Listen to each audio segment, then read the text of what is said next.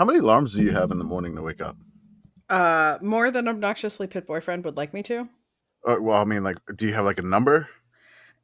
No, I mean I have one and then I snooze it for like too many times, which I Is know there is bad for you, but I is do it there like a anyway. set snooze amount that you have?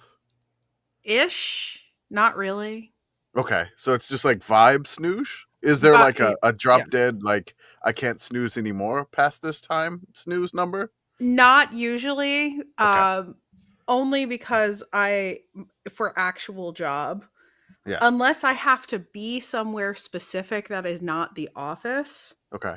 it doesn't really matter what time I show up. I have I have like the first alarm that goes off. I know may sound weird. I'm sure I'm going to get some flack for it, but whatever. I have the first alarm that goes off probably about an hour and a half before I have to wake up. Gotcha. Kind of Yeah. just like it's like knock me out of deep sleep. Then there's the one where I'm like 30 minutes away from the drop dead snooze time. Hmm. And then I hit the snooze maybe 2 or 3 times, depending on how I feel. Hmm. The third snooze is the last one that I get. Okay. So that's what I have snooze wise, and I'm not looking forward to hitting the snooze. It's gonna be a 3 timer tomorrow for sure. Mhm. There's no way I'm gonna get up on the second snooze, which is the second snooze is the aspirational snooze that pretty much Mhm. never happens. I think this is reasonable. The question that I have here, because my alarm is set for like, this is the time that you should get up. And then I usually snooze it 3 or 4 times and I'm just Oh kind of God, late. Arthur's Oh, got the God, Arthur. Arthur's. Yeah, yeah. Okay. Hey, How many is that? Let's see. One, This is two, every three, five four. minutes for like an Every five hour, minutes for more oh than hour an my and a half. hour. wait. What time do you have to be at? Like, get out of bed? That's almost Okay, two okay. hours of So every 5 minute increments. so here's the thing. I work from home. Hmm. Okay, So theoretically, I could get out of bed like a few minutes before I'm needed somewhere. Hmm. yeah. But like I have Teams on my phone, I have Hmm. email on my phone. So like, it's like I mean theoretically, I don't know. Like I don't want to push it because I'm like a morning person. I want to be up anyway. But the only time I've ever been like, wow, like I could really just sleep up until like right when I'm needed has been when I was jet lagged after coming back from Japan. Okay, Reasonable. But understandable. my strategy, I just have alarms every 5 minutes, I mean, and you can't even so go I have like tomorrow morning set. I have 1, 2, 3, 4, 5, 6, 7, 8, 9, 10, 11, 12, 13, 14, 15, 16, 17, 18, 19, 20, 21 alarms set. And this is not, it's it's a not all 21 alarm about, salute. it's not all about waking up because I wake up, but then I need to still be on track. You know what like Hmm. I'll be Oh my God. doing other tasks in the morning and I'll have an alarm go off, be like, You it's know, been another 5 minutes. It's Like you got reasonable. to do you, keep this moving. I mean, you it's know, insane, but it's reasonable. Commish, the question that I have for mhm. you is how does Mrs. Commish feel about the hour and a half early pre alarm? That's when she gets up. Okay. Okay, so this does work because that's the other thing for me is obnoxiously pit boyfriend goes to bed much earlier than I do and he's also a very light sleeper. And so if I were to do what you do and he does get up earlier than I do, Yeah. but if I were to do what you do and it were to wake him up early, he would be disappointed in me. So that's when she gets up because she's got to get up, and we take like separate cars. Mhm. Like we divide the kiddos in the morning. So like she gets up at the first one. I stay and roll over, and I immediately click that off as fast as humanly Mhm. possible, unless I drop it on the floor, which whatever, Mhm. it happens from time to time. But from there, I get the next one, and then I snooze. The next one is basically like she's getting out of the door at that time, and Mhm. if there's like an issue with the 2-year-old, I will grumpily waking up to Mhm. help.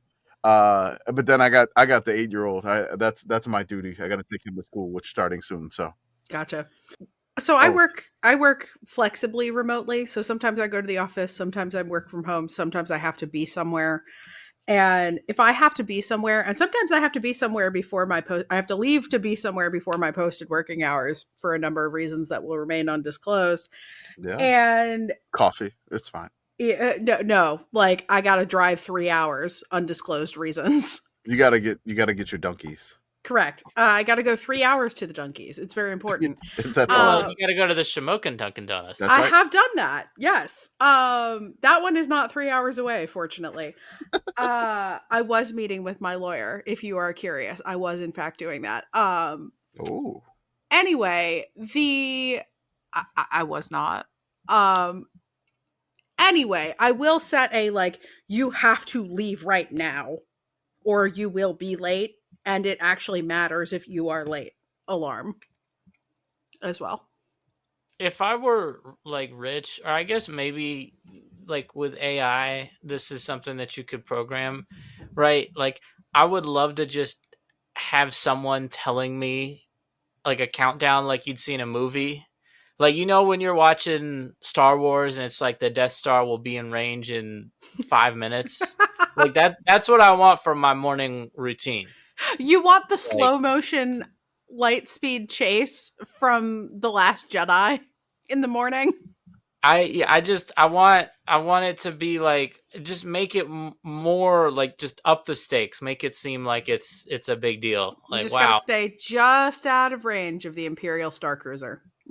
Yeah, well, we got like if I'm getting up cuz there's somewhere I have to be, like I feel like that's just have someone in my ear being like, you got 5 minutes. We got to go. We got to go. That's something people say in movies. Have you considered setting your alarm to be the song 4 Minutes by Justin Timberlake and Madonna? Well only got 4 minutes to save the world. I have 5-minute increments, Oh. so that wouldn't work.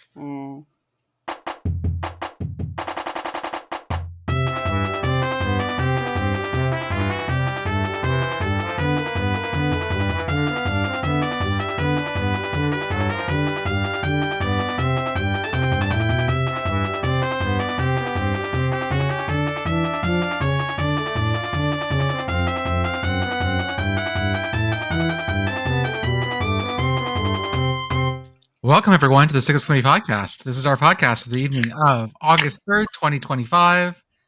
As always, I am Jordan. With me tonight, I have Commish, Pitt Girl, Beth will be joining us, and Arthur on the ones and twos. I'd like to say that this is a podcast that is, let me get the exact quote here. The only podcasts I respect are ones that they're like, this is brought to you by people who pay us $3 a month on Patreon and also by embarrassment.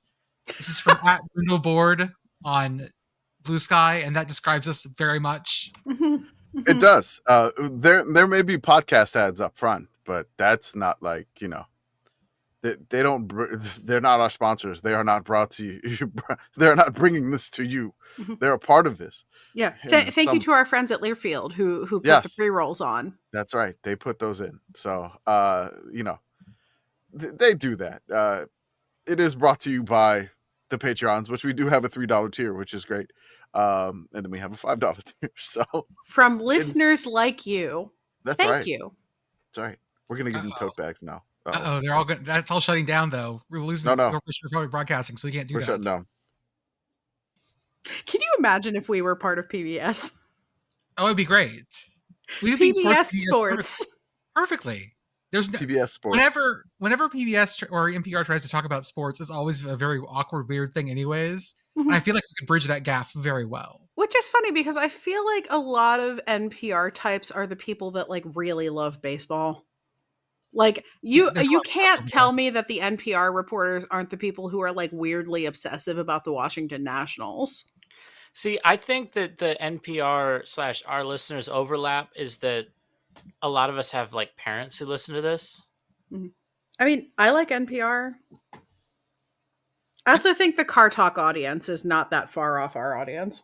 No, that overlap I think is high. Also, the wait, don't tell me overlap, I believe, would also be very high. I want to, well, first of all, let's start with introducing people, asking how they're doing. Pitt Girl, how are you? It's Sunday. Happy Sunday. And I get to say that because I went and did like fun things this weekend. I learned that I'm kind of terrible at Topgolf. Thank you to a listener who showed up in my Blue Sky mentions who asked for me to review Topgolf. So I'm going to do that right now. Okay. I am terrible at it. However, it is fun. I am also I did technically succeed at Topgolf because I hit the golf ball Zamboni while I was doing They tell the you not Top to do Golf. that. Like, you're not supposed to do that. They tell you I not didn't to. do it on purpose. I'm not good at this, but I did hit the Top Golf Zamboni, and I think that counts as an instant win. I'm gonna interrupt you here. Yes. When I was growing up, in like high school days, I worked at a golf course. I was the guy that would go out on the range and drive the tractor. And so every time I went out there to do that, everybody was shooting at me. Yes. The only problem with this tractor that we had, it was a literal tractor, so I was driving a tractor. The cage only covered the top half of my body. My legs were exposed. Oh no. I only got hit by one ball once. Okay. But it hurt like hell. Oh, I believe it. So the Top Golf Zamboni at the Top Golf I was at was definitely like a heavily armored golf cart with like a thing in front of it to pick up the balls. The person in there was perfectly safe and got hit by many balls, one of which was mine. I would also like to take this moment while I am introducing myself and telling you about how my weekend was, to mention that the Pittsburgh City paper, which is an alt weekly that I love dearly, has once again nominated me for Best Blue Sky account. So, gentle listener, if you are so inclined, you can go to City Paper Best of and vote for me. You can vote up to once per day. You do have to put your email address in, but it is worth getting emails from the City Paper. The City Paper's great. I also highly encourage you to vote for Olivia Babcock of Pitt Volleyball for Best College Athlete, because she's great. Thank you. Commish, how are you, sir? Oh, good. Had a full week of PTO. My dad came in on Thursday and Friday, and then my in-laws came in after that. It almost feels like the in-laws and like oh, his side of the family comes in. We gotta compete. It almost feels like that. I'm sure it's not the case, but it was pretty cool to get hang with my dad again. We got to eat some barbecue, and we got the barbecue to go. They forgot his ribs. We got like a rack of ribs, and they mistakenly gave the rack of ribs to somebody else. And so for the entire trip, he was just talking about, I gotta go get those ribs. Mm-hmm. And so on Friday before he left, he got those ribs.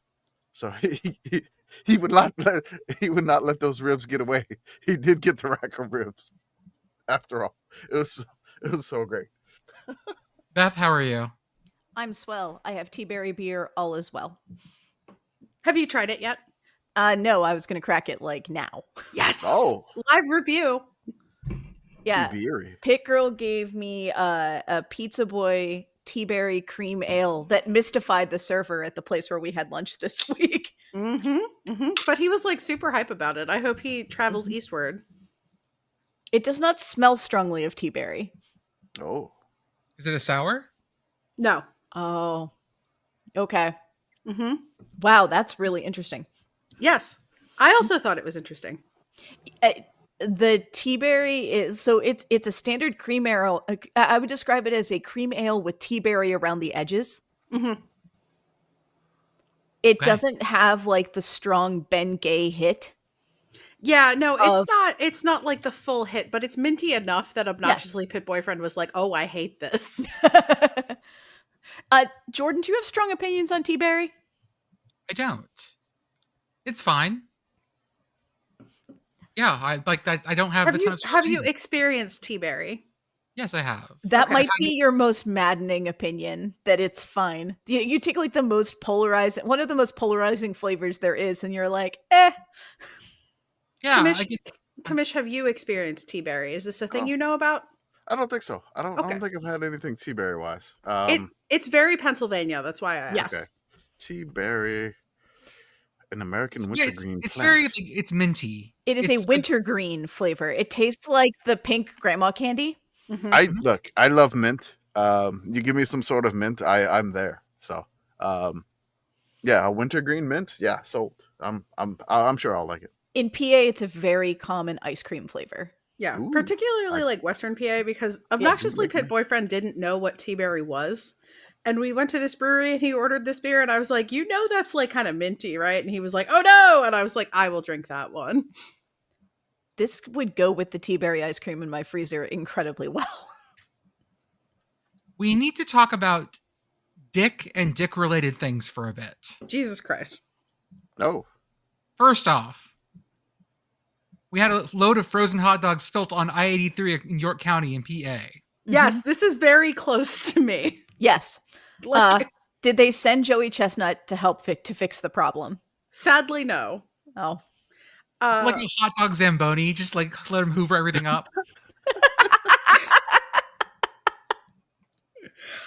Yeah, so this was on 83 southbound by the Shrewsbury exit, for those of you who know South Central PA intimately in the way that I do. And yeah, so there's just hot dogs all over the road, just hot dogs as far as the eye can see. There was a very good article that I should go back and scroll and find, but I remember vividly from whichever local newspaper, I think Penn Live, said this, that they talked to the Shrewsbury fire chief who got called out to respond to this, and he was like, hot dogs are slippery, and I didn't know that hot dogs are slippery, but I have now learned. Well, they were frozen. Still, they were frozen hot dogs. Well, but it was pretty hot on Friday and like in the morning, and I'm sure the pavement was hot, and so like I think, and if you look at the video, there's a lot of like smeared, smudged hot dog. And I think this is more like we've got hot dog ground into the pavement, and now we've just got a hot dog ice rink of sorts. This Mario Kart DLC is upsetting. Hot dog highway.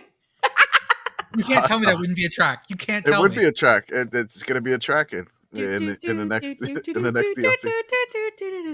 So now we need to talk about Hugh Freeze.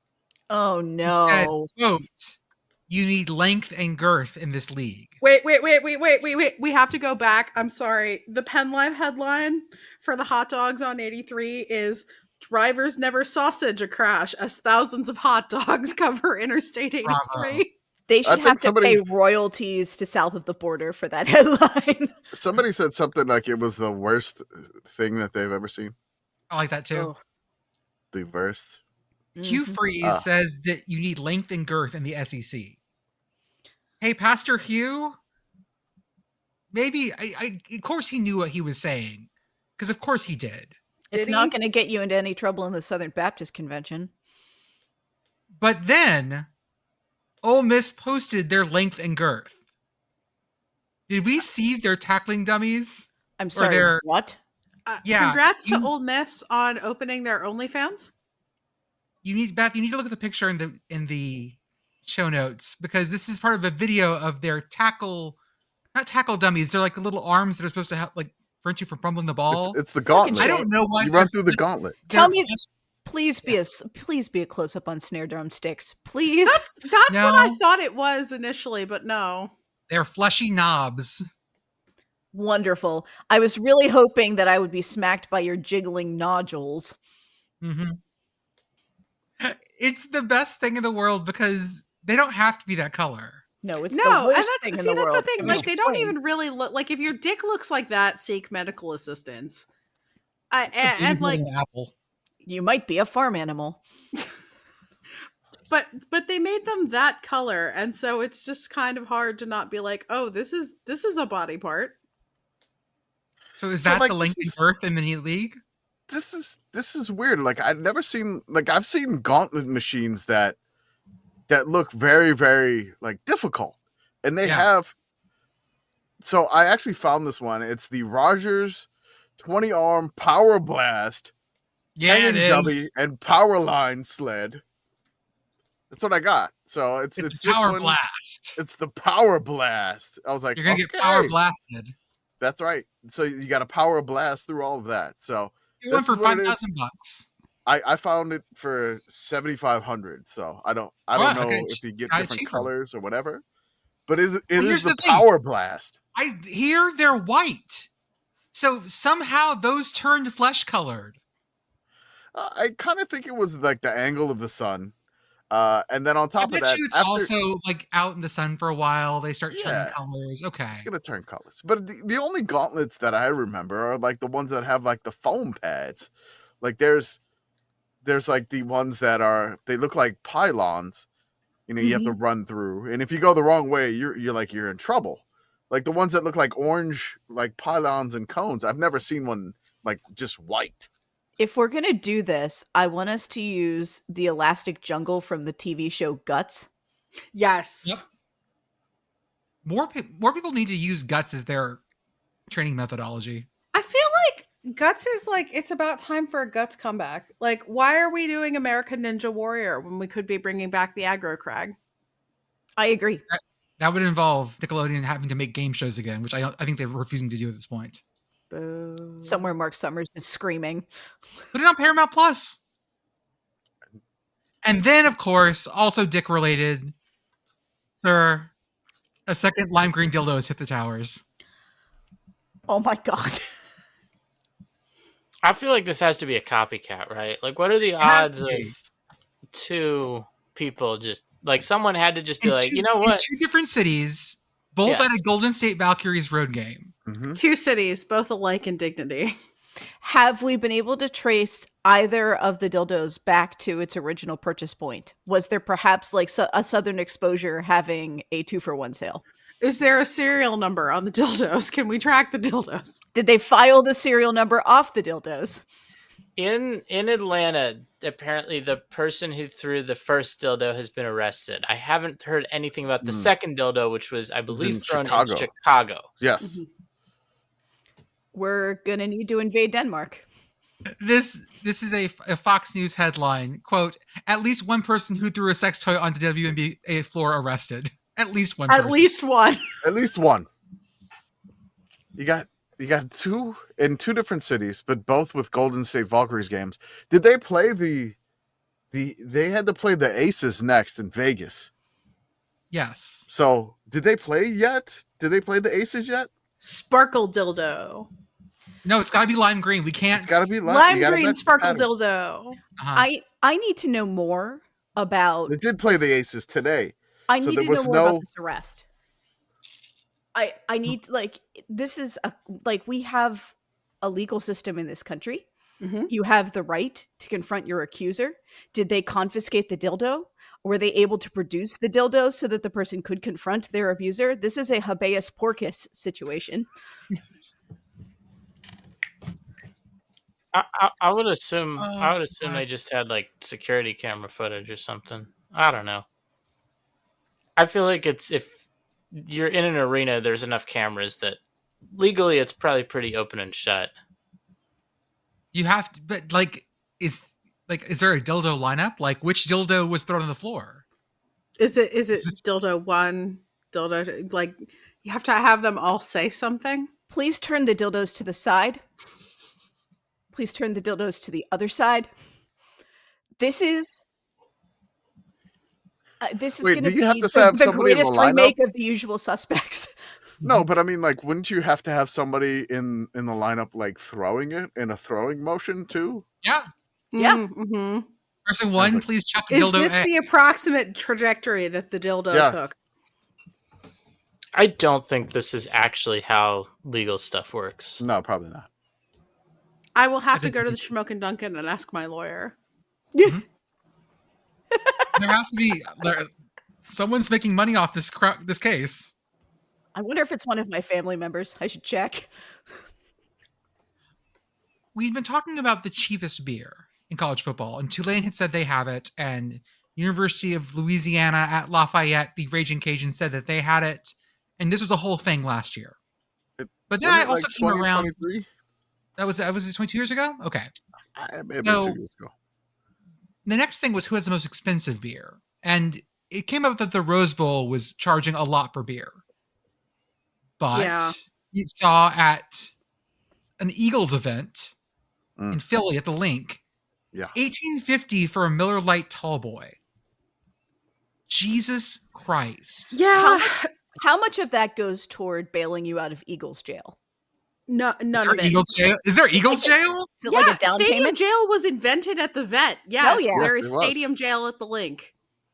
I will say, so it has been a while since I've been to an event at the Link, but I did go to a baseball game at Citizens Bank Park, not this, like 2 summers ago now. Made the mistake of going on the single hottest day of the summer. Oh my God, the concessions are so expensive in Philly for no reason. I want to say I paid $24 for like one of the big Leinenkugels. True insanity in Philadelphia. Like a couple years ago, I went to like an Austin FC game, and it was like a tall boy for like $15, and I was like, "What?" Yeah, and the beer stuff was last year too, because I saw Troy had low prices too. Troy's beer prices were lower than bottled water. That's right. I remember this. That was great. Which, yeah, I don't know why it's so expensive, but Because they can charge it. Yeah, that you're trapped. I mean, you know. yeah.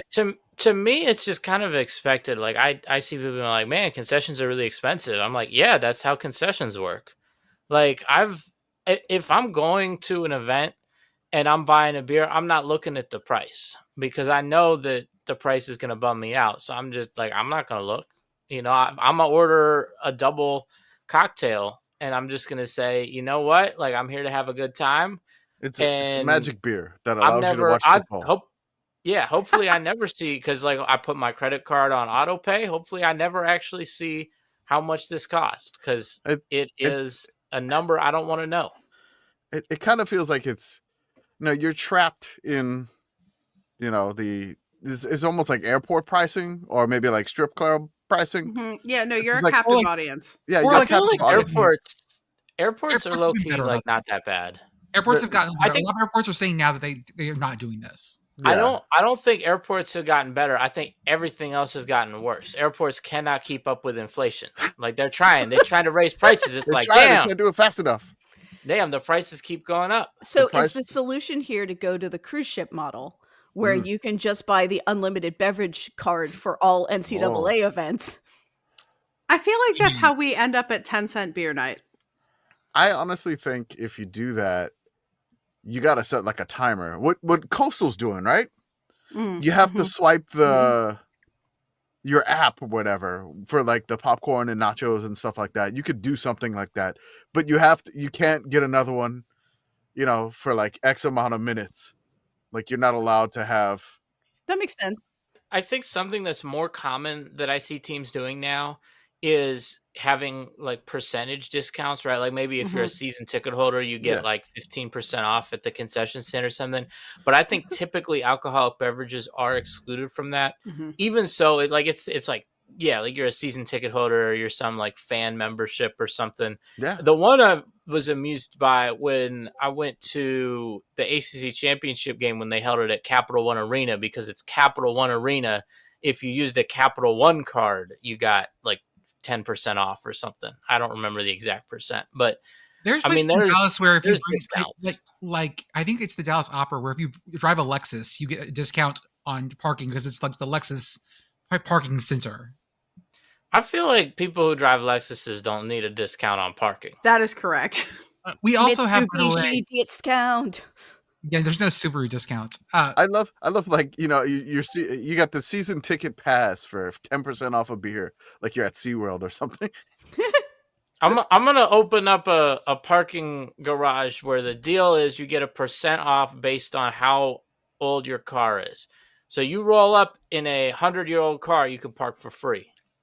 Commish, I'm envisioning like the Eternal Cup, like you get at the theme park. Yes. But you just come back with your cup and you get. That's right. Yeah, you come back and you get whatever beer you want for free because you have the Eternal Cup. You have the Eternal Cup that never goes away, and your straw will break on the second visit there, and you have to get a replacement, which costs $12. Nebraska is now selling alcohol as well. Nice. And our friend Amy Just, she took a picture of it, and you can get a Runza and a Michelob Ultra for $19. A Runza Mick Ultra combo. We're gonna have to ask her about that. See, the problem with that is that you have to drink Michelob Ultra, and if you're gonna do that, you might as well just drink water. So they charge by themselves $12 for a Michelob Ultra, $11 for a Bud Light, both tall boys, which is more reasonable. It's Midwest prices compared to Philly prices, yeah. I would like to tell you guys a story from our friends Texas Football Life, TXFB Life on Twitter. This is a story they posted today. In 1923, TCU's freshman football team, the Pollywogs. Okay, first off, immediate love that. Yes, love that. A+. We're down to 10 healthy players against Terrell Prep. To avoid a forfeit, they carried an unconscious teammate, Ernest Lowry, into uniform onto the field to meet the 11-man requirement and laid him down far beyond the line of scrimmage with a blanket. There was nothing in the rules at the time that said that was illegal. TCU won 63-0. Okay, I got a question. Is this like Yeah. a reputable Twitter account? Yes. Because I feel like Twitter, like you can't trust things on. No, TX Football Life is incredibly reputable. Okay, because I'm just saying this sounds like something people would make up. You're absolutely right, but it's college football, so there's a better than zero chance that this is 100% real. I can't imagine bringing a corpse out to play 11th man, but things were different in 1923. I guess people who had seen the Somme or Verdun were less concerned about this. Fair. How, like, what medically has to be going on for you to be unconscious for a whole football game? I mean, Like, that's a long time for you to be out. that's just he couldn't walk off his concussion well enough. Yeah, I mean, they make it sound like he was out. So I don't know. Right, like I'm just wondering, like, was this like he got knocked out during the game and they were just like, oh, we're going to keep him out there because we don't have a sub? Or was this like he's been in a coma for a bit, we're just going to put him on the field, we're going to wheel him out like Hugh Freeze in that hospital bed? I just love that they won this game 63-0. And they're like, well, you're going to have to forfeit unless you need an 11th man out there and just put a blanket over him in the like. And the ref was like, okay, that's I don't cool. think they put the blanket over him. I think they put the blanket under him. Okay, so we need to go back to having more religiously themed plays. Like, we're pretty much down to the Hail Mary at this point. Bring back the Pietà. So, like they basically carried him in a blanket to get him on the field. Mm-hmm. I volunteer to be the 11th man. I will gladly take a nap on the field if that is what is needed. This just proves that any one of us could be part of a play. Yeah, I can nap. A useful part of a play. I want to be the player in the end zone on the kick return that's just laying flat. The Boise State sneaky kid. And just never get up. We have some good vibes from Pitt's football program. Let's see here. Yep. Have you seen this? I have not. Oh, good. Just roll the clip. Rolling clip. I'm concerned.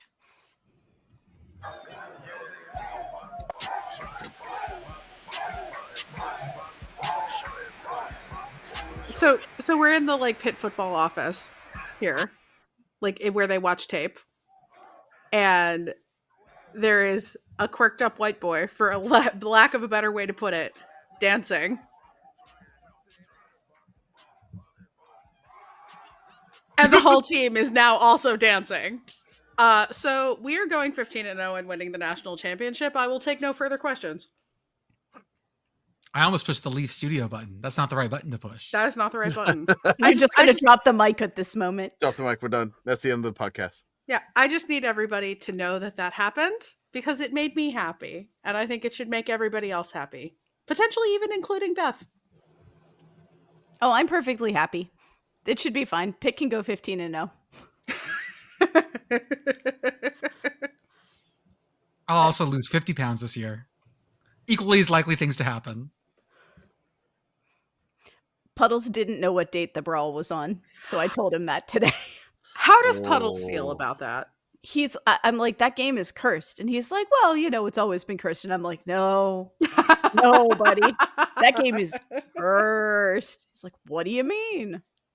So I told him. He's like, for no. Listeners, that game is on September 13th or 9/13, the magic number, the good score. Uh-huh. It's a good day. Also, who's coaching for West Virginia? He just looked at me. He was so sad. He's like, we're not going to win any games. Oh, no. Now I'm sad. I can't abide Puddles being sad. You're going to win a few games. Yeah, he's like, how do you feel about the opener? And I'm like, I feel like if we struggle with Bobby Moe, we have bigger problems. You know, it's funny. I interviewed the coach of Bobby Moe, Mhm.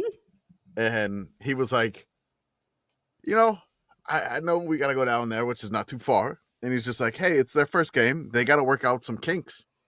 And maybe if they don't have the kinks worked out, we can catch them. I have seen a number of year one Rich Rod teams eminently catchable. Yeah. Also, this is a standing invitation for the coach of Bobby Moe. If you have nothing to do before kickoff, feel free to stop by my tailgate. I'll give you some chili. I mean, look, man, Bernard Clark Jr. is, he'll eat your chili. I promise you. He's awesome. So here are first year Rich Rod teams. Okay.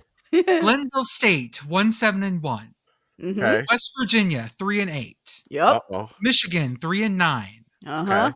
Arizona 8-5. Okay. And his best one, Jacksonville State 9-2. Okay. So in theory, he has gotten better at this. Okay. Over time. Rich Rod is like a fine wine. He gets better over time. It's doing so well that we only had 2 running backs finish practice last week. Huh. At which That point he seems- said that if we didn't have medical staff, more people would have finished. Do with this what you will. Oh, buddy. Listen, people were saying this to me, like expecting some sort of a response, and I'm like, this is my second trip through this. Like, you can't hurt me. Man, I mean, sounds like he wanted to have some unconscious players out there. That's your 11th man. True. Our 11th man is Rabdo. Virginia Tech has decided to cancel their 27, 28, 29, and 31 games against ODU. The only game that's left in the series is that ODU will play in Blacksburg in 2030. This was a home-and-home Cowards. series for a while. Cowards. This is This the one was- where they It got was stuck 10 in the, years. They got stuck in the Yeah. elevator. They got stuck in the elevator at ODU. Yep. This sucks. I always schedule in-state teams. This sucks.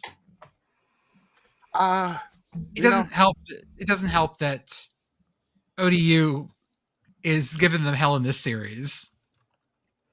Sounds like they're scared. Mm-hmm. They scared This is just one of those things where it's about getting better non-conference games. It's about No. Not- Turkey's chicken. okay. I mean, you heard it here first. Yeah, don't justify this with any actual reasons. Turkey's chicken. No, birds scared. Mm-hmm.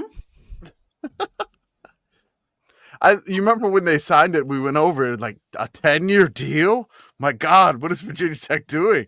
And then like now it's like, okay, they backed up. You know, it's all fun and games till the legislature gets involved. And this is the kind of thing that gets the legislature involved. So True. you can choose your own adventure. I don't know if we want to deal with the legislature because they've already knocked away the Virginia president. So yeah. Well, surely we can all get excited for the inaugural Invesco QQQ Atlanta Gridiron Classic, the game we all love. That's right. Have you heard of this game, Beth? The inaugural Invesco QQQ Atlanta Gridiron Classic? No. Does QQ still mean what it used to mean? I'm an old gamer. No, different. Okay. This is what they're calling clean old-fashioned hate this year. What? This is stupid. Oh no. Fuck They're you. Also, playing it- Inaugural. I'm sorry. The clean old-fashioned inaugural Invesco QQQ Atlanta Gridiron Classic. now they're playing it here because they're having construction at Bobby Dodd. Yes. And so they're playing- that's fine. I wish they would play it at Bobby Dodd, but that's fine. And it's not, hopefully this isn't forever. I would hate this for this to turn into a neutral site game because it shouldn't be. Inaugural. But- 118. Even though all meaning. Georgia fans are just like, whatever, it'd mostly be Georgia fans. That's in the fine. Bobby Hey, Dodd. then don't fucking worry about it, Georgia fans. Then then enjoy the extra home game. I don't give a shit. This is Do we need to call you scared? Because we will. the Atlanta Gridiron Classic. Sounds like one of those Japanese sports video games where they couldn't get the rights to certain things. Mm-hmm. Mm-hmm. This is what they would call the Peach Bowl. Oh yes, the Atlanta Gridiron Classic. You know, that classic game that we've always played there. So this name, Invesco QQQ Atlanta Gridiron Classic. I'm boycotting. I'm not going to watch this on television. Okay, I'm why going not? to say that right now. I'm not going to do it. And now, granted, I've already said I'm not watching any ACC games that don't feature Pitt because of the new revenue distribution thing. But this one, I'm especially not watching on television. Of course, you guys are all listeners to hear the Invesco QQQ ETF. Apparently, help your power with your portfolio with innovation. It has 500% more returns than the S&P Plus 500. Jesus Why do Christ. we have a golf sponsor for this? I have business hives. This is.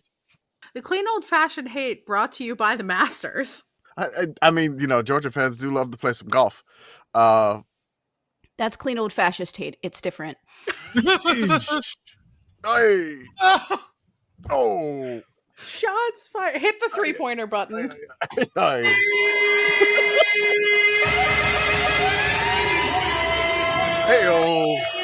Oh God, that was so good. Oh.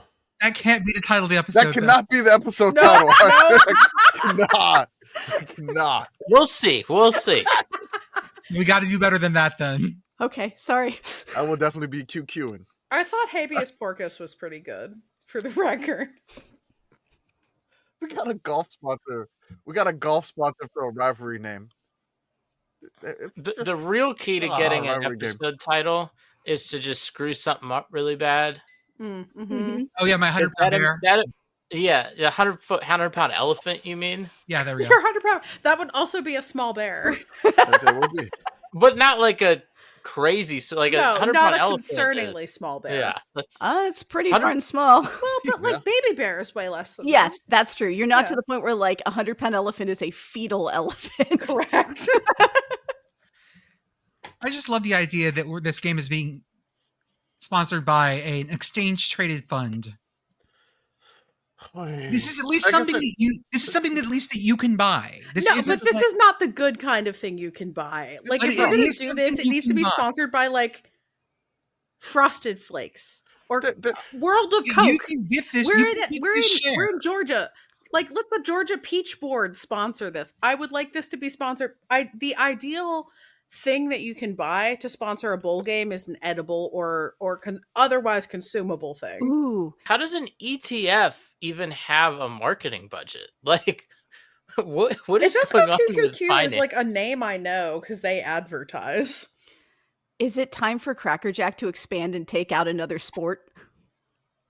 Yes, I think so. This was a golf tournament, the Invesco QQQ Championship. Yeah, Guess there we go. what? Son of a bitch! I knew this was a damn golf tournament. Well, It was on the Yeah. it was on the Champions Tour, so the Senior Tour. we do have some good news about our favorite team, ULM. Oh, ULM mentioned. About Monroe in general.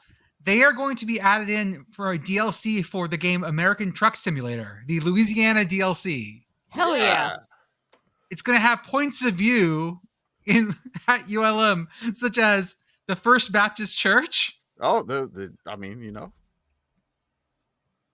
and the vibrant campus of the University of Louisiana, a hotspot for education in the region. the hotspot for education. ULM mentioned. I just the vibrant campus of the University of Louisiana. Do Yes. you not have feelings about that phrasing, Commish? We took it from them. It's ours now. Okay, that's fair. Yeah, that's it. Yeah, That's fair. I don't even remember this church in Monroe. I gotta look it up. It's big enough that they have it on here. I'm just trying to figure out what it is. Where is it? Kind of looks like the church I tailgate in front. I love yeah, it that kinda there's so does. much. There's so much DLC for this game. Tower Drive? Where's that at? Also, now that you have mentioned American Truck Simulator, I'm playing Mario Kart. Do you know what Sure. game I really enjoyed? Euro Truck Simulator 2. I played a bunch of that. I used to listen to that while I was like, I listened to podcasts while playing Euro Truck Simulator 2. Mm-hmm. It's such a dad game. It's such a dad game. You're making me want to play Desert Bus. Mm-hmm. We have some preseason punter news. The Hey. Ray Guy preseason watch list Yes. Yes. includes Atticus Bertrams from Wisconsin, Alex Smith from Georgia Southern, Brett Thornson from Georgia, Cole Maynard, Western Kentucky, Devin Bale, Arkansas, Jack Baumeister from Texas, Jack Stonehouse from Syracuse, Jacob Ulrich from Oklahoma, John Henderson from Bowling Green, Logan Lupo, Florida Atlantic, Luke Freer, Air Force, Palmer Williams, Baylor, Reese Dakin, Iowa, Ryan Eckley, Michigan State, and Tyler White from Texas A&M. And we still don't have a Ray Guy vote. So I think I'm trying to figure this out because we're a part of the Football Writers Association of America, the FWAA. Right. So the Ray Guy Award is a part of a different Football Writers Association, but it's just for the honors. It's a part of the, it's something, let me just see what it's called. It's a part of the NCFAA, which is the National College Football Awards Association. So Do we have to join that too? So I submitted an email to them and I was like, I don't want to vote for your All-State Werfel Trophy, your Bronco Nagurski Trophy, Bolitnikoff Award, Broyles. I don't want any of that. I just want the Ray Guy Award vote. Please You give should me have said, that. I would love to vote for the rest of it, however. No. Please. I mean, I would be happy to vote for the other things, but mostly we want to vote for the punters. Yes. Yes. It's a really good thing that you're in charge of filling these things out for us, because I Googled it really fast and I was about to fill out an application to join the North Central Florida Apartment Association. We could vote for the Lou Groza too. Oh yes. Yeah, we are here for all of the kicking arts. We do vote for like the FWAA awards. Like, yeah, we vote for, so like, some of these overlap. Things like that, yeah. Some we of these also overlap. care deeply about the things that we vote for. Yes. That's the thing. Is that we will, like, this is not something we will take lightly. We will take this vote very seriously. Yes. Like, no, we vote for some of these already. So they're a part of the FWA membership. So like, I don't need like an additional vote for the Outland. I already got that. How about and a Heisman that vote? is, Can we get a Heisman vote? no. Getting a Heisman vote is a whole process, though. I listened to the We're Not All Like This about Heisman voters and learned a lot about how you get a Heisman vote. If you are a person in media that has a Heisman vote and would like to find a way to get us one, we're listening. Mm-hmm. Perfectly willing to accept it if you will it to us. We cover several regions. We could be any one of the regional Heisman votes. Oh, that's right. It is a regional thing, isn't it? Yes, but like we've got 2 Texans, we've got 3 Pennsylvanians, we've got people in various other locations. So if you need someone in a specific location, we probably have someone. Bridget and that might counts. be our best angle. We have a Canadian. Do you want a Canadian Heisman voter? We got do. that. We got that. I don't think they'll allow Canada to do that. I feel like letting Canadians vote for the Heisman's like letting Canadians vote in federal elections. We can't do that. Yet. Yeah. We also have the FCS Punter of the Year watch list for FCS teams, which I just said twice.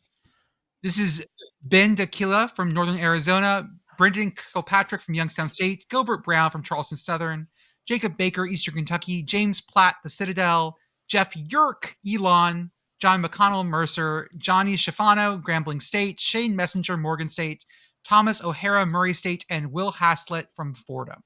Hashtag Ramley.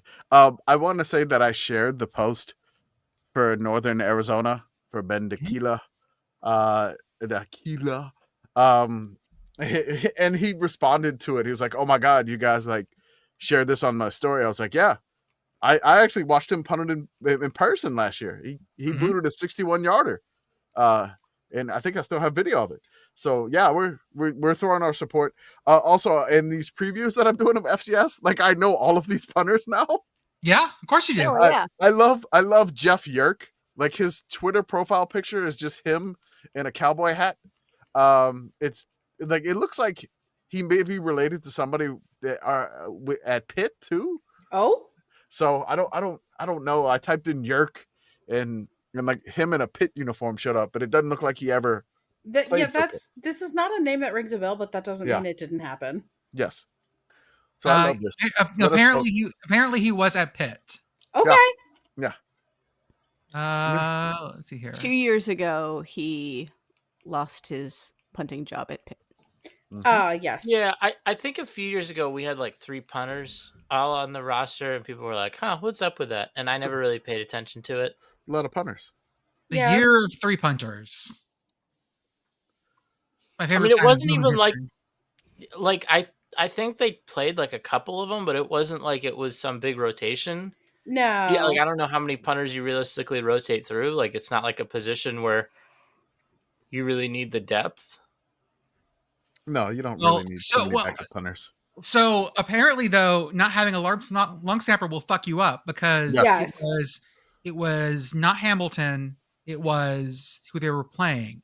But Levi Mitchell had to punt. But Levi Mitchell had to punt Because the long snapper, yeah, because the it long was snapper. Hamilton. It was Hamilton. Hamilton had to punt. The cardiac tie cats who won in comeback fashion again, just giving Joey all the heart attacks. Hey, listeners, by the way, you don't have to watch preseason NFL. You know CFL's on. We all know this. CFL's on. You It's can fun. watch real football. Okay, let's talk about the Pirates' historic collapse. Oh my god. Oh my god. Yes, look, I have no dog in this hunt, so go ahead. Fuck! Okay, so I this weekend the Pirates played the worst team in the major leagues, the Colorado Rockies, who we've talked about on this podcast before. Because they are plumbing new depths. They are plumbing new depths. They are the Pittsburgh Pirates.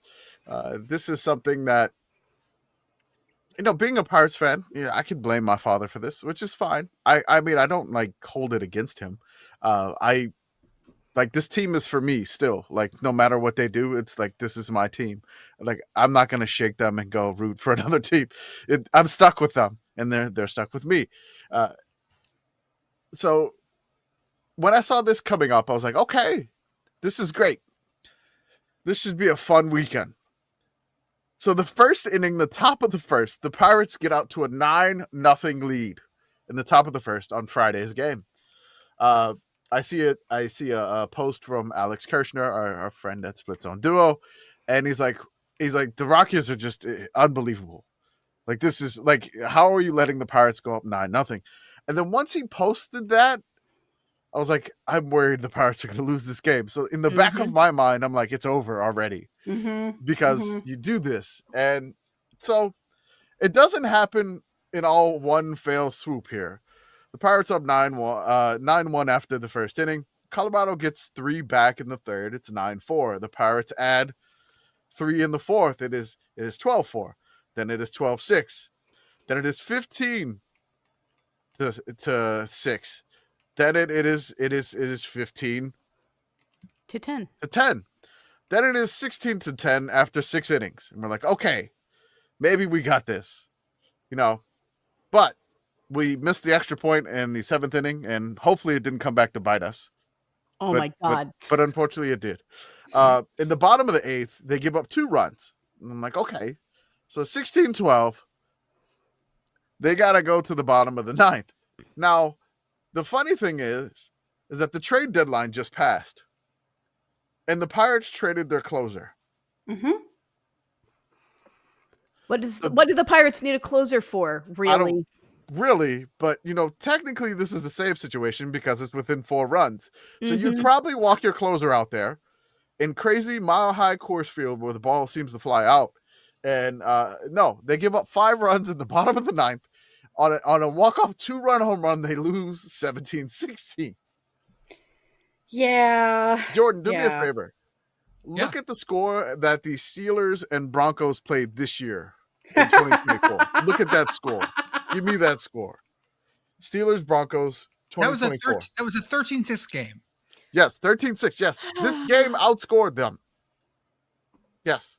So got into NFL numbers. Yes, got it. NFL numbers. So I was hanging out with Pittsburgh people this weekend, and because it was a friend of the show's birthday, which is also how I ended up at Topgolf. Yeah. And one of the friends of the show left before this game ended, and we were all like, "Oh, this is definitely going to be fine." And he was driving back to his house, and we realized that the Pirates had lost this game, and I called and left him a voicemail because his phone didn't ring. Oh. And the next morning, or not even the next morning, after he got home, I had gone to bed and fallen asleep. The next morning, I woke up to a text message from this particular friend of the show at 12:32 a.m. that reads, "For some reason, your call went straight to voicemail. I'm glad I didn't hear about the game until I got home because I'd be at the bottom of the Ohio by now. Mhm.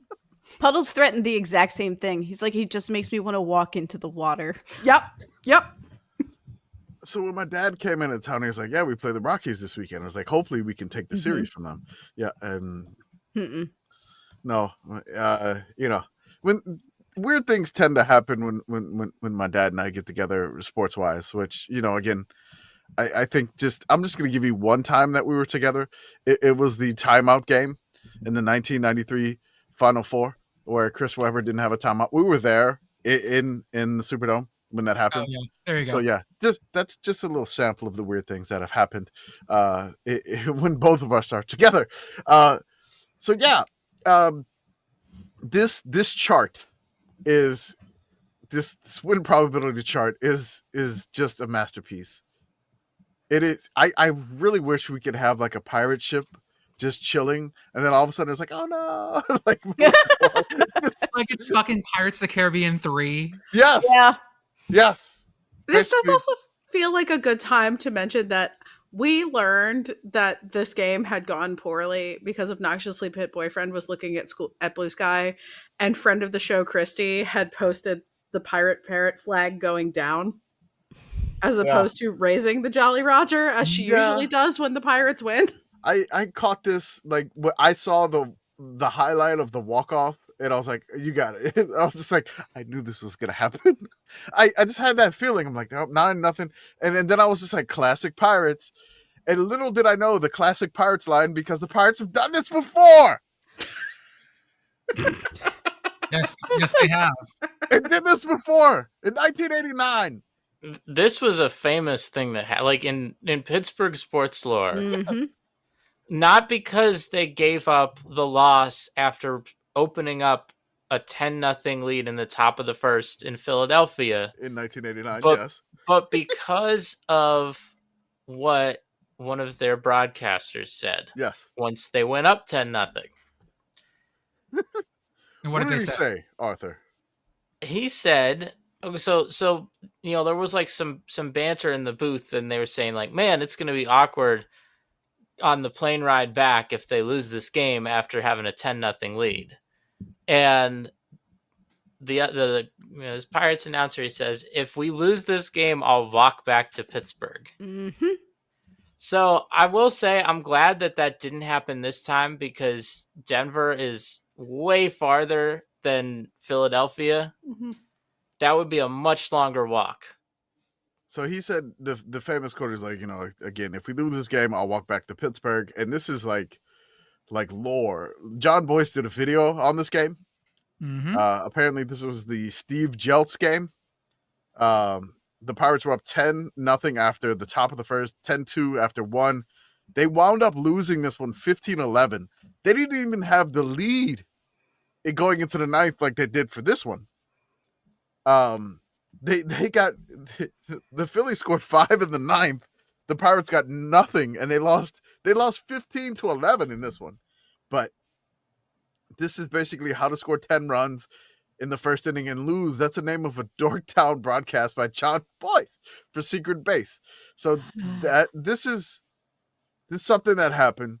The Pirates got out to a 4-0 lead on I'm sorry, was it a 6-0 lead on Saturday, and then they wound up losing to the Rockies again. They actually beat the Rockies today, so they didn't get swept by the Rockies. Hooray! Yay! They did it.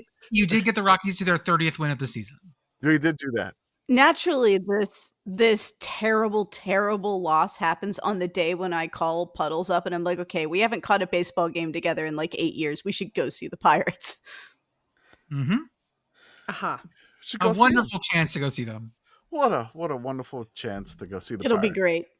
So yes, that's the historic Pirates collapse. Just classic Pirates, because I for some odd reason I had a feeling they did this before, and they did. I would also like to point out from our friends, the Portland Pickles, they selected a random fan to take an at-bat during the game as part of Fan Appreciation Night, Yes. and that fan hit a 2-run homer. Yes. Perfect. Sign him up. My dad sent me a link about this and said we should talk about it on the show. And it was already in the show notes. They did just sign him for a 1-day contract, and his number is 69. Nice. Excellent. Good job, Portland Pickles. No notes. And the last thing is I need all of you guys to go to the IndyCar graphic in our chat that is for the final stretch with some bad kerning and font choices. That is not a good font choice. That is not a good font choice. It's the final stretch. I don't know what else there is to say about it. I do love that they're really trying to hype up a championship battle when it's all but mathematical who's going to win the championship, and they're really just like, yeah, I guess it's the final stretch because it's all about wrapped up. I really hope that trophy has a flared base. The F and the I are pushing into each other, listeners. Yes. Forming an A. Because it's a big fancy cursive F, and the rest of the font is sans serif. I really think that the F needs a little bit more length and girth. This stretch is going to be a lot more uncomfortable than they thought. On to our ad now, because our wonderful this is exactly where we want the ad read to go. Yes! Here we go. Sponsor us. Join our beehive. This is our written word. Beehive. Where you can do all of our reading about our FA Cup Round 7 coming soon and conference previews. We preview long snappers and punters and number 69s. Join our Discord, our Patreon for $5 a month. Get access to our Discord. Chat with us. Help us do research. Come up with new ideas. We're doing our distance. Each team in each conference, it's the average distance of all their players from the campus. The geographic center of each team. Which is a really great, fun research project we're doing right now. It's fun. We have I have a Mac graphic complete. The Sunbelt we just finished. I think there was another conference that just got finished. But we've posted the Big Ten and the American Conference so far. I think our closest school right now, I don't want to give it away, but it's a Sunbelt school. Yes, it is. Yes. Go to our merch store, sickoscommittee.org. Our MACCOON merch is going crazy. Like, for real. Like, we talked about how the Aaron Go Birds shirt was going to be the one that we retire on. No. The MACCOON is what we're going to retire on. The MACCOON we're going to be merch, in the nice old folks home because of this shirt. Tiny roaches. I just want to say that, the saying that says, like, you wouldn't last a quarter in Ypsilanti, a team that plays in Ypsilanti may have reached out to us for some merch. So, Oh, now I'm looking up all the bootleg merch because if you type in MACCOON, yeah, we're not even the first thing up. Wow. Google search MACCOON right now. I got a cat. And then knockoff of your graphics. Yeah, that's what I have. Yeah, that's what I'm getting too. Lots of knockoffs of our graphics. Oh, I think. Yeah. Wait, hang on. MACCOON history, family crest, and coat of arms. I guess MACCOON is going for Maine Coon. But yeah, lots of bootleg merch. Only buy legitimate merch from us, guys. Don't buy the bootleg merch. Yeah, the thing is, like, when people ask us for stuff, I was like, hey, I just, we can't put the Mac logo on it. Even though we've reached out to the Mac and they've reached out to us, we don't have anything, concrete. I'd love to put the Mac logo there, but we got to put our logo there because people would just basically steal it like they're doing it here. There's even like merch that has our logo on it from other sites. Yeah. It's crazy. I'm telling you. People love the MACCOON stuff. This is why we put the logo in the forehead, because if we put it on the side, they would just crop it out. That's true. Yeah. But no, this shirt is amazing. The mug, we got a shirt, a mug, and then we do have some stickers for it, which is great. We may be talking about baking for the rest of the Mac, but we're not sure at this point because this kind of like caught fire. I think we put it up on Thursday.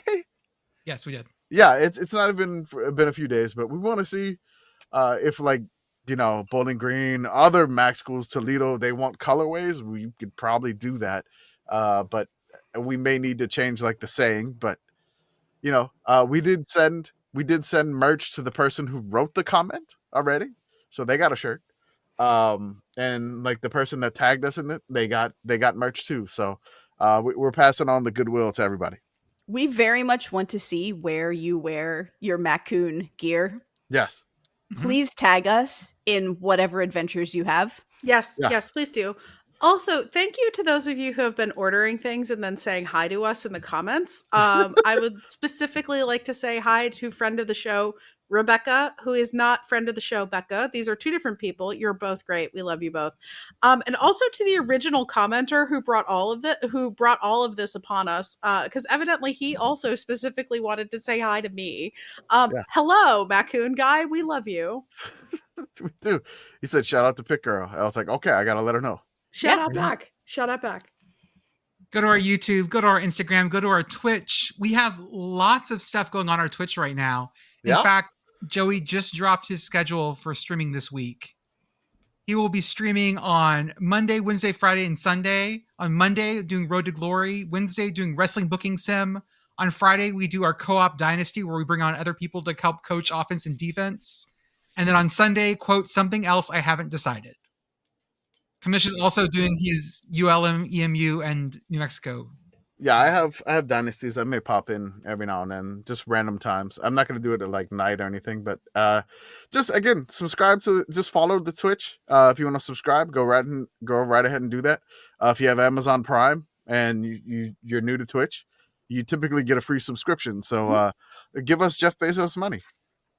Yeah, we'll take his money. We'll take his money. Maybe I should start doing some Pokemon on there.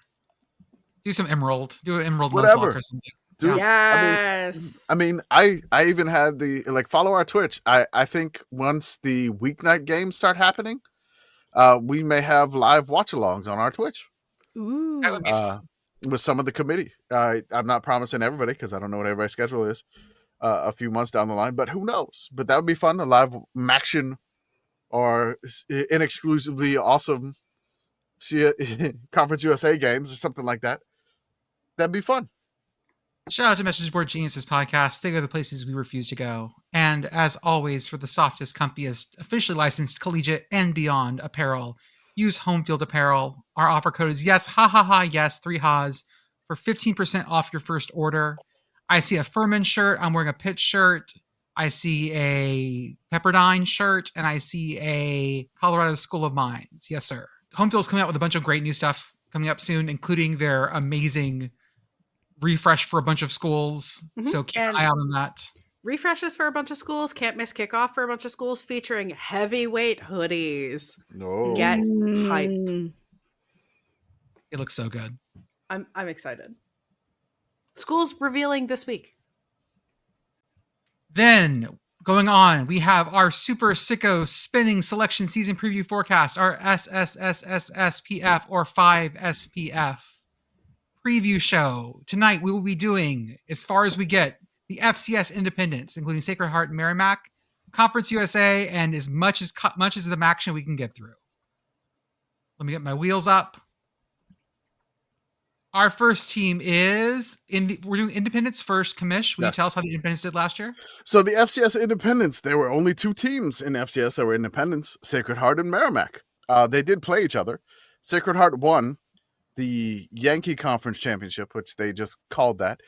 Sacred Heart is leaving Independence and going to the CAA in 2026. Merrimack is still left behind, and we'll still monitor that situation.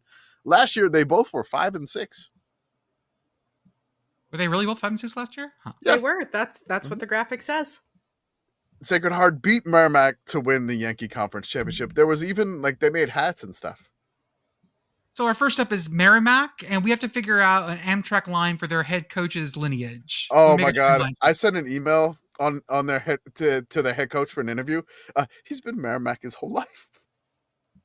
He was at Worcester State for a little bit, but he was at Merrimack for the rest of his life. Yep. So that is a one train.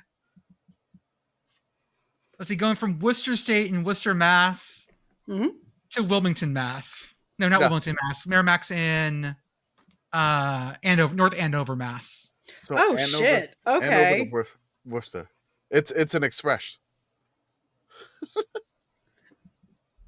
That's an extreme express. Okay. Yeah, this is extreme. Yes. It was funny. I was like, I saw that. I was dying. Coach, by the way, is Michael Giannetti.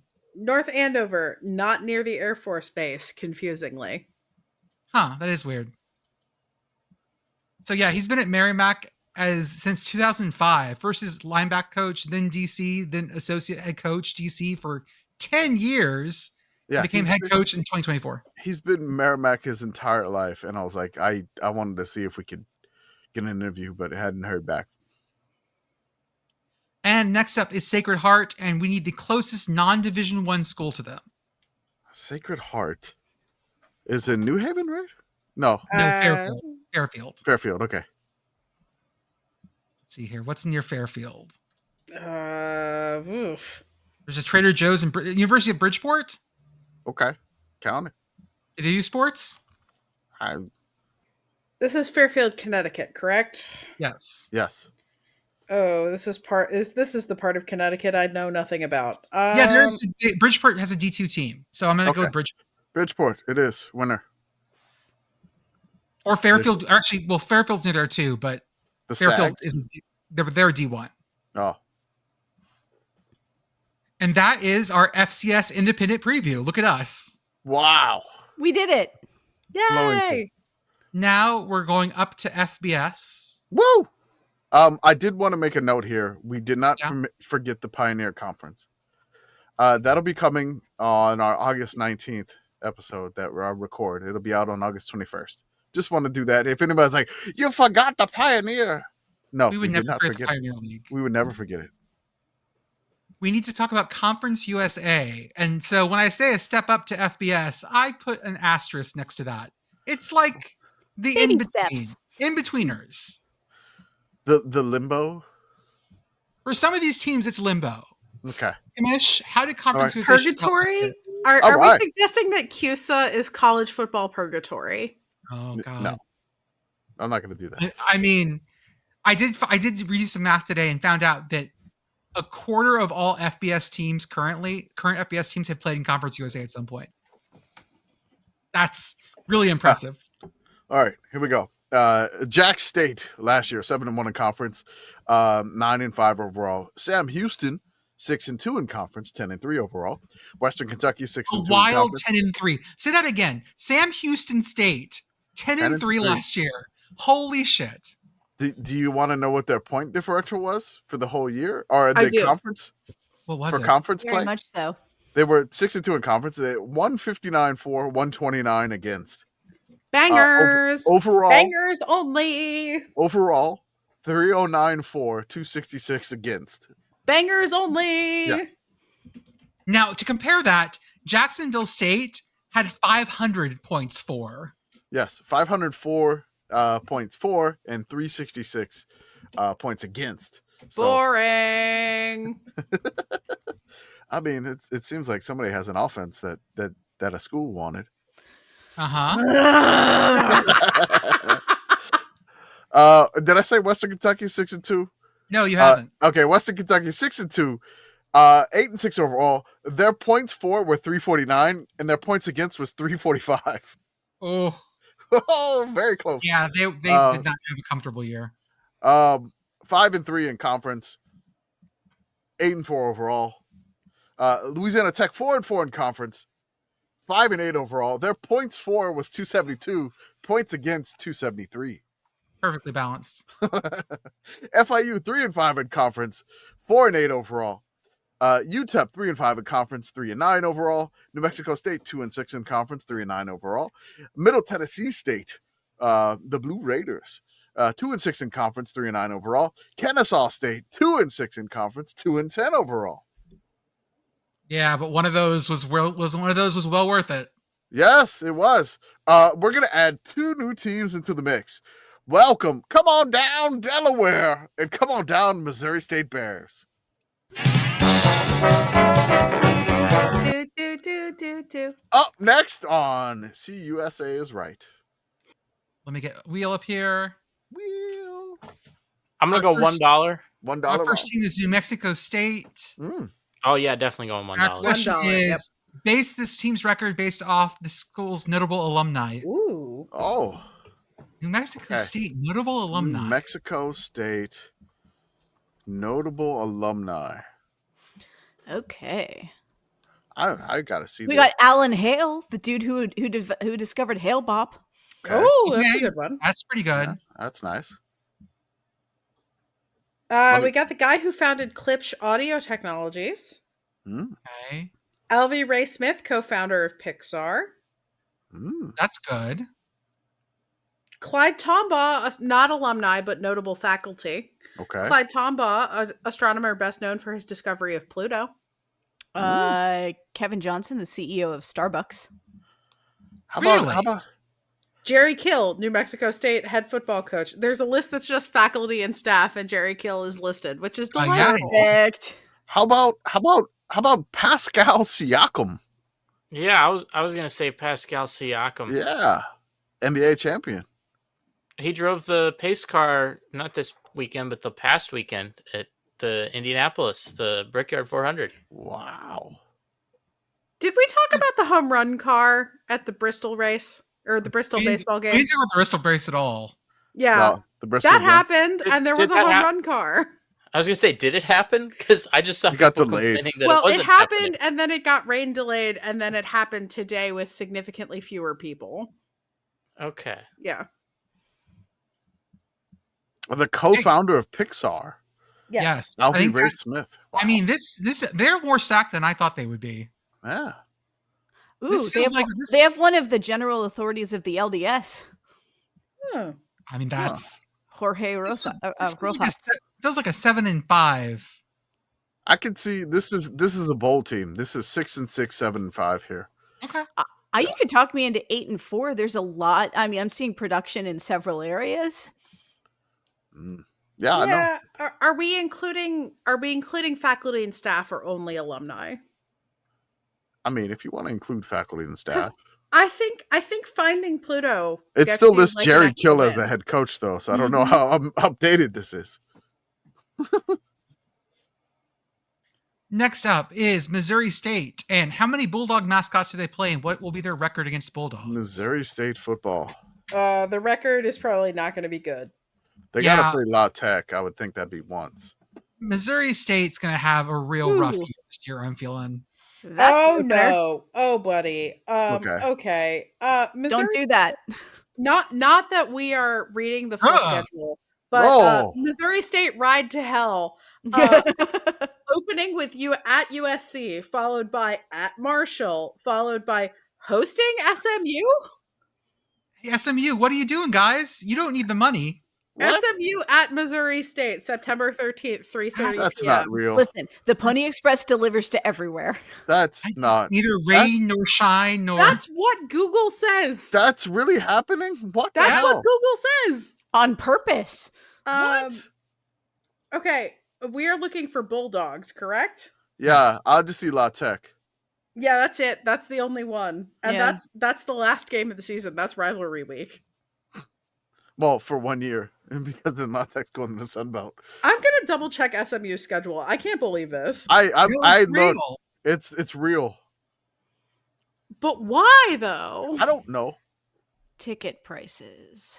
They're going to return the game next year. And like I say this as someone as a fan of a team that did a home and home with Akron, but like that kind of made sense. Like It's I close. went to that game because you Yeah. could drive there. Y'all want to go see SMU for $45? I mean, I can do that We cheaper can than get that around credentialed. here. We can Yeah. get you credentialed Eh? there. We'll get you credentialed. Also, Beth, we don't want to go do that. We will be in Morgantown that day. Yeah, You it's know- 9:13.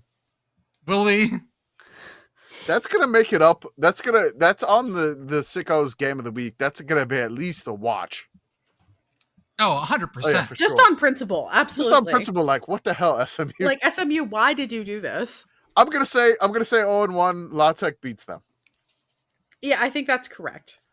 These arrived yesterday. but I mean it could be. They could, Oh, got your season tickets. Yes. Oh, that's cool that you still get physical tickets. yeah. I mean, Pitt will give them to you, but you have to like pay extra. From what Yeah, I you have understand, to, I'm like, not actually a really season ticket holder. Demand them. They have, I like the picture that they have for the Robert Morris game, which is just Rich Rod looking very cross. Reasonable. Probably a good prediction. yes. I got 2 emails yesterday. One was, here are your tickets. The other was, here's your parking. Next up is Sam Houston. And when did you go to barbecue with their head coach? It's Pete Lembo now, right? Is that who it is now? Yeah, because Casey Keeler went to Temple. Oh, no, it's Phil Longo. Phil Longo, sorry. Pete Phil Lembo's Longo. Pete Lembuffalo. Jesus Christ, what's wrong with me? Yeah. I got Mac on the I was brain. about to be upset about the death of Pete Lembuffalo.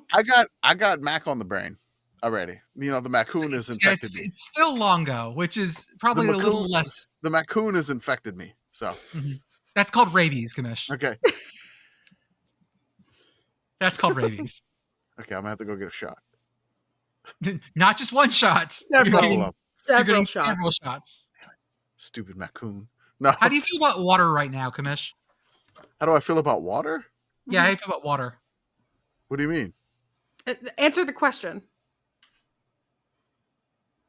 You Did you feeling go for a good glass about of water water? right You now? feeling not so good about water? Did you go for a big glass of water right now? I'm confused. He's gone. Yep. One of the We're taking One of the- applications for a new commish. one of the signs of rabies is extreme hydrophobia. Oh, I thought this was another. No, I got water right here. We're good. Okay. Water's See right you here. drink that water. See you drink that Okay, water. drink the water. Okay. We're okay then. You don't have MACCOON rabies. I don't have MACCOON rabies. Buy the merch. Don't get rabies. Also, hello, Podcat. This is Secret Second Podcat. Second podcast. Commish, are you gonna go eat barbecue with Phil Longo? I don't know, man. He's from New Jersey. He's from Red Bank, Okay. New Jersey. I don't New know, Jersey man. barbecue. I don't know that he knows. He did Mm. time at Sam Houston State. He did time at Ole Miss, North Carolina, and Wisconsin. Okay, he was at Wisconsin, Minnesota Duluth, Southern Illinois, Slippery Rock, North Carolina. So maybe he's got a little North Carolina barbecue influence here.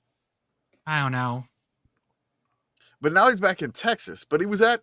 He's been there He's gonna- before. He's Yeah. gonna make beer can chicken with some Rolling Rock. That's what he's gonna do. That's reasonable. I would eat that. Yeah, I would eat beer can chicken with Rolling Rock. I mean, one of my favorite beers. Yes. The pride of Latrobe, except they don't make it there anymore. No. Rude. Yeah, I'd go. I'm gonna go. Next up is Mitsu, and if their team starts 5-1 like ULM in 2024, how does their record end up? Oh. Let's see what that would. Oh, what okay. to them. And little Tennessee. Because that means they roll through their non-conference schedule, which would be So they- wins they- for- Go. They beat the Governors of Austin P. Okay. They win at Wisconsin. Woo! Beautiful. They win at Nevada. They host Marshall and they beat Marshall. You love that. At Kennesaw State, they win, and then Missouri State, they win or lose. So 5-1, maybe with the loss at Wisconsin, 5-1. So they would have beat Austin P, Nevada, Marshall, Kennesaw State, and Missouri State. 5-1 at that point. Yeah, their then schedule they have gets harder as it goes, though. then they have the dreaded bye week, which happened to ULM. Yeah. Yeah, ULM that's started true. 5-1. They have the dreaded bye week. So But they play Delaware after that. And I feel at like the- that's a winnable look, game. man, Delaware is not going to be a joke this year. I don't think. I know think they're gonna not, but like surprise they us. are still coming up, and so like So- yeah, at Delaware though. that's true. That's going to be tough to win. Jacksonville State at home, FIU at Western Kentucky, and 100 miles of hate against Sam Houston, and then at New Mexico State. I say they get a bowl and they probably go like 7-5. I could go with that. Yeah. Next one up is Western Kentucky, and the question is, will this team eventually join Conference USA? Well, let me tell you. Let me tell you. They have. Survey And they've been here says. for a while. Survey Ding says ding ding. How long have they been in Conference USA? For a while now, right? like 2013. It's been a minute. Or were they before that? Sun Belt? They were in the Sun Belt for a bit. No, 2014 is when they joined Conference USA. So they were in the Sun Belt for 2009 to 2014. And now they're looking at the Sun Belt yelling, "Let me in!" I don't know, man.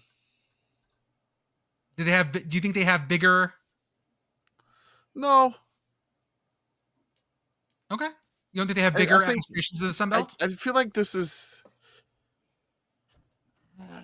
Western Kentucky. I think they kind of like where they're at, conference wise, And if Middle Tennessee doesn't go to the Sun Belt, I don't think they want to go.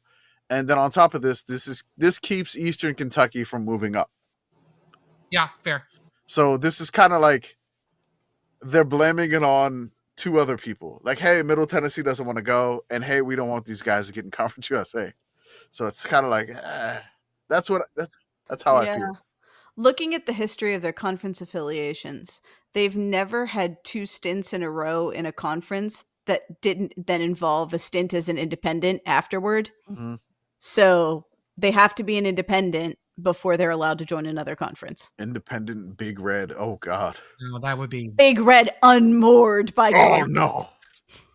friend of the program, Victoria at Dirtbag Queer, has started a playthrough of College Football 26 with independent Akron.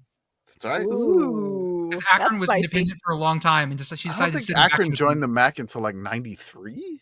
91. 92? Yeah. It was late. Next up, we have La Tech. Who's the lightest player on their team? La Tech roster. Let's go. It's got to be a wide receiver too. I'm thinking that's what it is. Think so? Yeah. It'd be funny if it was a punter though.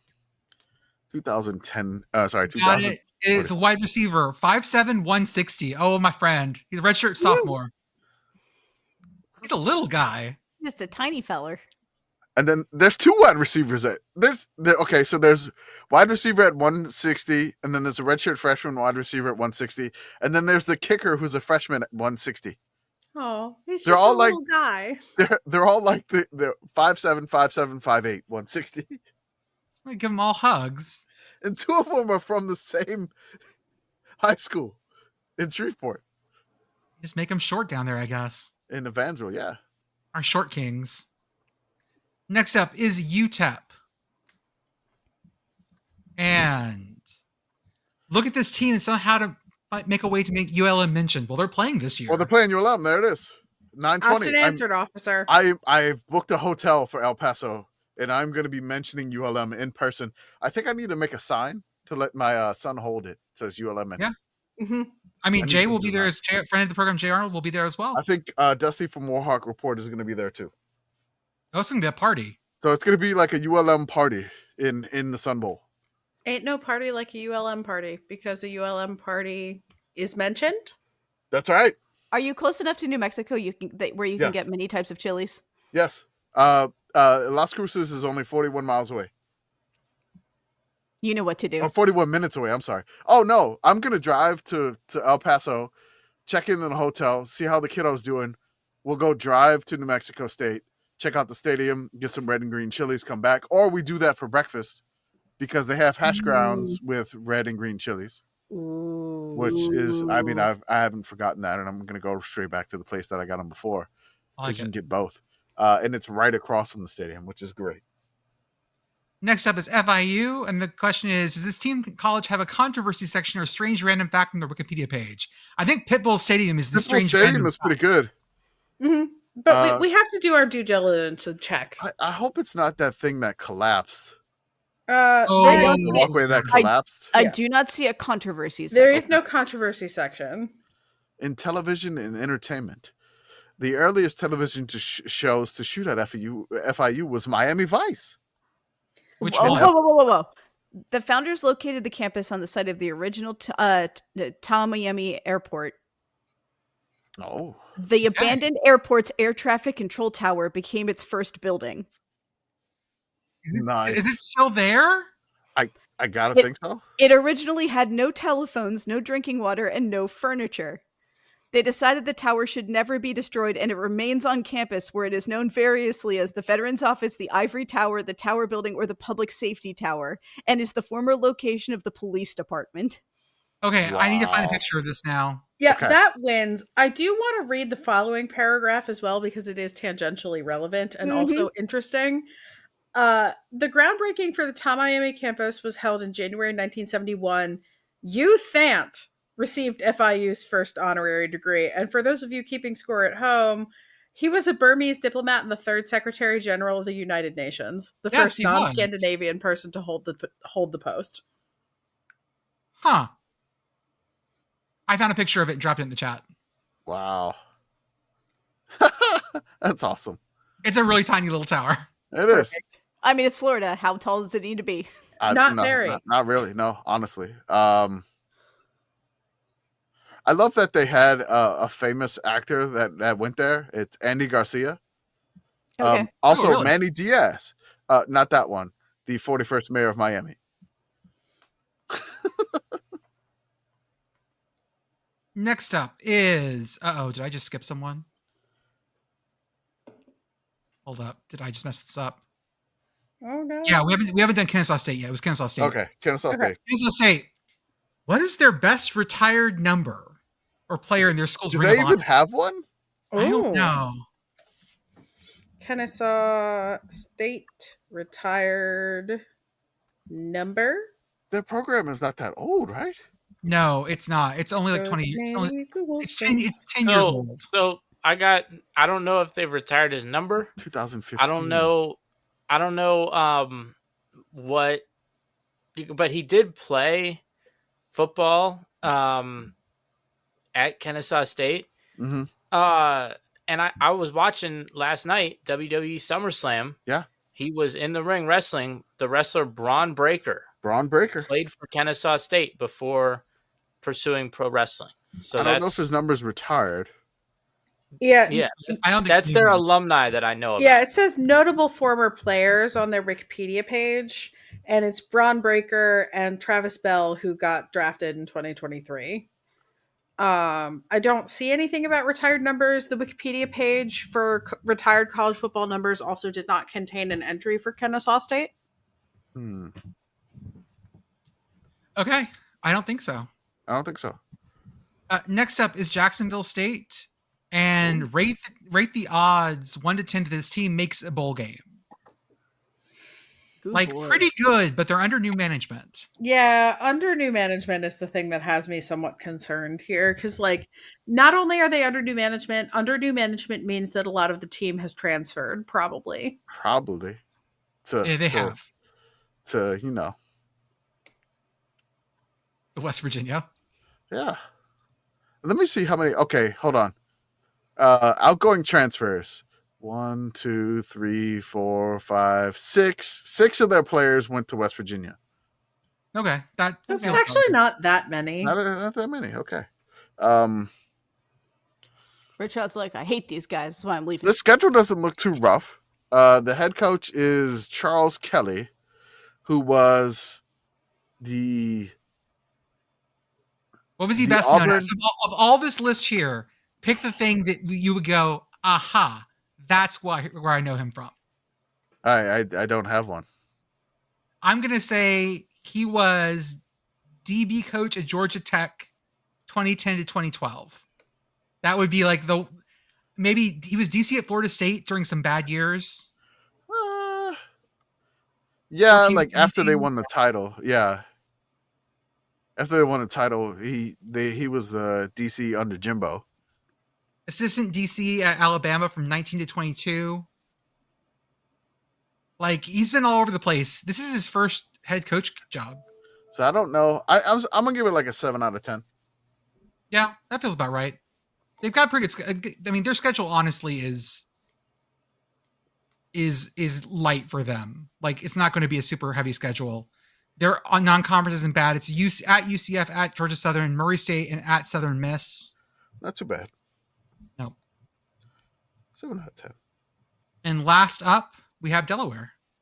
Oh. The Blue Hens, not the Blue Hose, like I wanted to say. No, they are not in different area codes. Did we skip somebody? Fancy chicken. I have no clue. I don't think so. Don't worry about it. If we forgot you, we're sorry. Okay. No, we're not. It's because we don't believe in you. We don't think you have what it takes to win in Conference USA. Oh, the ultimate disrespect. Who's the worst rated restaurant in that university city? Delaware? Newark, Delaware? Oh, I think there is yeah, okay. Actually, yes. Ultimate disrespect to the team that we left out. Okay. Yeah. That's why I skipped him. Hey. I get it now. That's what good job. Should have said that out loud. Raising Cane's chicken fingers. Is Cane's good? We just got one here, and I drove past it today, and the drive-through line was wrapped around the building. It's fine. It's fine. It's serviceable. Like, you have to use the mayo-based sauce. The sauce makes it. When we had it, when it was smaller in Louisiana, they used to marinate the chicken. The chicken's not necessarily marinated anymore. The breading's about the same, but it's still good. It's serviceable. The chicken is very tender. But like, if you're looking for seasoning or something, you may need to add like some sort of seasoning if you want that. So I might continue to be a Dave's Hot Chicken person. I haven't had Dave's Hot Chicken. But... Oh yeah. Dave's Hot Chicken, definitely, like, that's a different thing than Cane's. That's fair. That's fair. But like, Dave's Hot Chicken is also closer. Okay, my questions have been answered. Thank you. There you go. What do we got? It's our restaurant in Newark, Delaware. Okay, so I'm gonna say something. As a homer, they got a Wawa. Oh, ooh, there it is. The Wawa. That's their worst. Rating 2. It's a Wawa. So hold on. Let's see. 2 and why is it not giving me 2 stars? Google, what are you doing? I want 2. Why are you? Yeah, Google is like not even letting me filter by number. It's not even letting me filter by stars. They're very bad at this. Once again, I want to know what sucks in Newark, Delaware, Google, and you aren't letting me learn. All I see is like Seasons Pizza. That is like 3.8 is the lowest I've gotten. I will say, having scrolled through relatively quickly, there's an Iron Hill in Newark, and Iron Hill is fine. Like, it's fine. I think it's kind of overrated. Like, they're around in South Central PA, and they position themselves as like a nice craft brewery, but their beer is aggressively mid and the food is expensive. Okay, I'll take that. There's a restaurant that is called Brouhaha. Yes. That's good.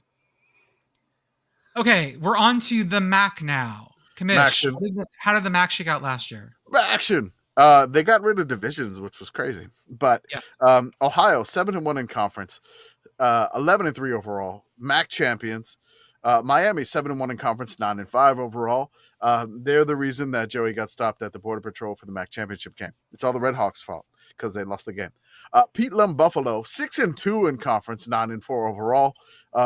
Buffalo did win the Bahamas Bowl, no matter what it said on that other team shirt. Bowling Green 6-2 in conference, 7-6 overall. Western Michigan 5-3 in conference, 6-7 overall. Northern Illinois 4-4 in conference, 8-5 overall. Won the Potato Bowl, and Coach Thomas Hammock had the biggest dump of his career, or the best dump of his career. Sorry, best. Toledo 4-4 in conference, 8-5 overall. They almost had as many wins as overtimes in their Motor City Bowl. Akron 3-5 in conference, 4-8 overall. Eastern Michigan 2-6 in conference, 5-7 overall. Shout out to the MACCOON and wouldn't last a quarter in the Ypsilanti. Central Michigan 2-6 in conference, 4-8 overall. Ball State 2-6 in conference, 3-9 overall. And Kent State, the Golden Flashes, 0-8 in conference, 0-12 overall. First team up is Buffalo, and who is the most famous alumni from that school? Is that Khalil Mack? But list of University of Buffalo people. Someone won a Nobel Prize in economics. Was a professor there. Well, there you go. Who? Someone who? Ronald H. Coase. Oh. You got? Oh yeah, no, Coase is real famous. That's a big one. You got Wolf Bitzer. Okay. Economics heads know about the Coase. You got 2 astronauts. Oh man, they have lots of people. Man, the CEO of Intel. I mean, you've got Terry Gross. Wow. From NPR. Oh shit, yeah. You got Mikhail Foucault, who is listed. Yeah, Foucault taught in the French department, apparently. Sure. Okay. Oh, look, Harvey Weinstein went there. Oh no. No. Disaster. What a bad idea. Who else? Like, there's lots of people here. Okay, this is. Okay. I think a Nobel Prize professor might get it. Yeah, I'm gonna go with that. They have 5 Nobel laureates who are professors there. That's Wow. That's wild. a lot. Wow, UB. I did not know that about you. Yeah, I did not understand your game. I did not. I'm sorry. Hey, there we go. Yeah. Next up is Toledo. And our question is, this stadium would host a bowl. What would it be called? I mean, The Italian Bowl. I'm about to say, oh, you're right. It is the Italian Bowl. It's the Italian Bowl. They host a bowl. If Ask they and hosted answered. anything else, glass.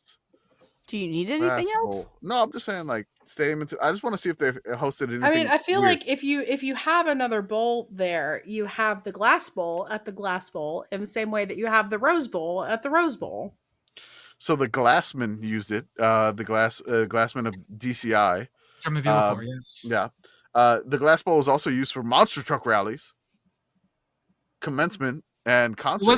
There was a Glass Bowl football game. Okay. Toledo was in it Okay. Toledo was in it every time. Yeah, I just fine. love that. Like, you know, they won. They were 3-1 in their own stadium. The only team to beat them was Cincinnati. So you literally can call it the Glass Bowl. Yeah. Next Glass up is Bowl. UMass, a newcomer. Welcome to the MAC. UMaction. And Sacramento State has suddenly joined this conference and is now added to this team's schedule. How far of a trip is it? Well, Well, very far. Very far. almost as bad as what It's Mercyhurst is doing in their schedule. Basically as far as you can get with the college football scheduling if you aren't involving Hawaii. 43 hours of driving, baby. Woohoo. 2,939.8 miles. Jesus Christ. Mostly on 2 roads Yeah, it's going to be a lot of I-90. and a lot of I-80. Yep. Mhm. Dude, Sacramento State. Like, I mean, like the MAC is okay. They're losing an IU, but like the funny thing is, just like if they just add Sacramento State, it's make no sense. I do love that we're talking about, man, UMass to Sacramento State. That would be crazy. It's not like there's a conference that has full membership with a school to the east of UMass and schools to the west of Sacramento State. That is accurate. I mean, Boston College does play Stanford this year. Go ACC. There you go. Nice, normal sport. Man, it is a lot of I-90 and I-80. Yep. Mhm. I-80 takes you straight into Sacramento. You can detour. So I've pulled it up on Apple Maps.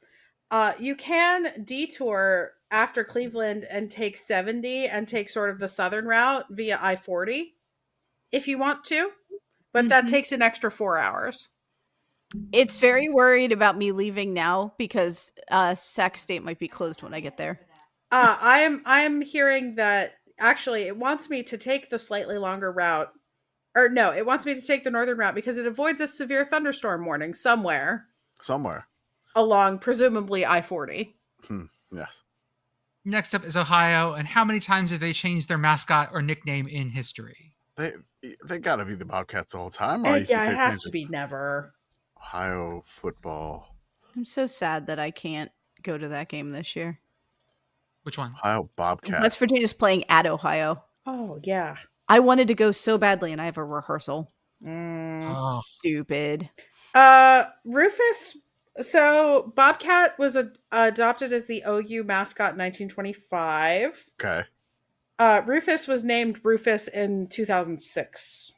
Wow. So like just the Bobcat for nearly getting close to a century?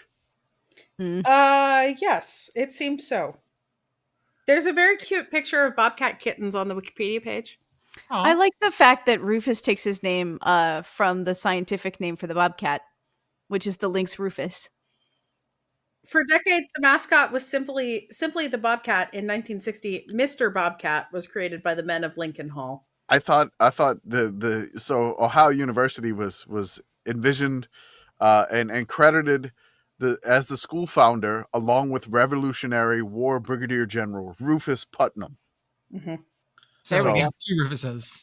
There's the two Rufis. Rufi. Yeah.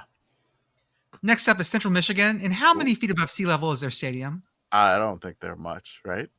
Mount Pleasant. No, the Great Lakes are further above sea level than you would think, actually. Mount Central Pleasant, Michigan. University. It looks like they're about 770 feet above sea level. Okay.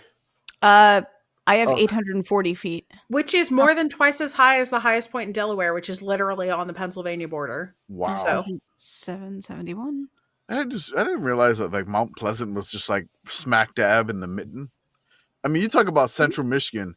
This is Central Michigan. Like this is not false advertising. yeah, it's almost like Central Michigan knows how to read a map, unlike Central Florida, which is not in Central Florida. Ooh, or Central South Florida. is. Central Florida is in there. South Florida is not in South Florida. South Florida is the one you had the problem Yeah, or with. actually that's true. Yeah, Orlando's close enough. I'm sorry, Central Florida. How dare you besmirch that hotel school? Yeah, oh no, I'm Oh, besmirching don't do that. Orlando. Nitro's gonna come get you. Next up, Eastern Michigan. And did they pass the Ferentz line last year? 25 points per game. I don't think so. Yeah, they're not known for scoring lots of points. But I mean, you know, they play Cold Knights in Ypsilanti. 2024. Even last a quarter. Yeah, it's not looking promising. No, 28, no way. 9, 37, 36, 52. 52 against Kent State. 14, 38, then 21, 28, 10, 20, 18. That's not good. I feel like they did not make it. I don't know that we even really need to do the math there. Like the 52 helps, but it's not going to drag the average up enough. It's just not. You tried. You know, you don't need to score that many. Iowa doesn't score that many points either, and they're fine. Next up is Miami. Not that one. Not that The one. good one. Has this team ever been part of Conference USA? Surprisingly not. No, they Yeah. haven't. Surprisingly not. They haven't. Next up is actually, Northern Eastern Illinois. Michigan did exceed the Ferentz line. Oh, 25.9. Okay. Look at that. This is why we do the math. The only problem is the opposition points per game was 27.9. It's fine. God, Miami of Ohio is Ohio as hell. Yes. Conference membership includes the Ohio Athletic Conference, the Buckeye Conference, and the MAC. Yep. Yeah, this Miami, Ohio is just there's one I think there was one school.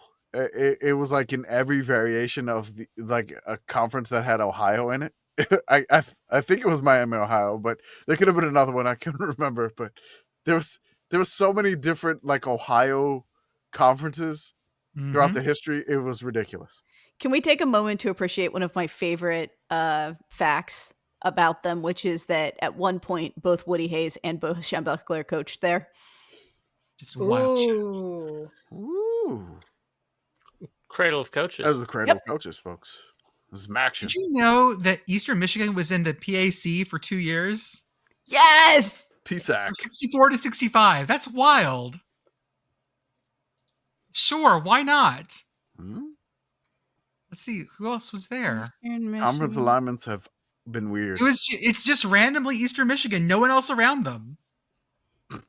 That's so weird. Okay, cool. Next up is Northern Illinois. What's their best rated pizza place on campus? The Cab. The Calb. The Cab.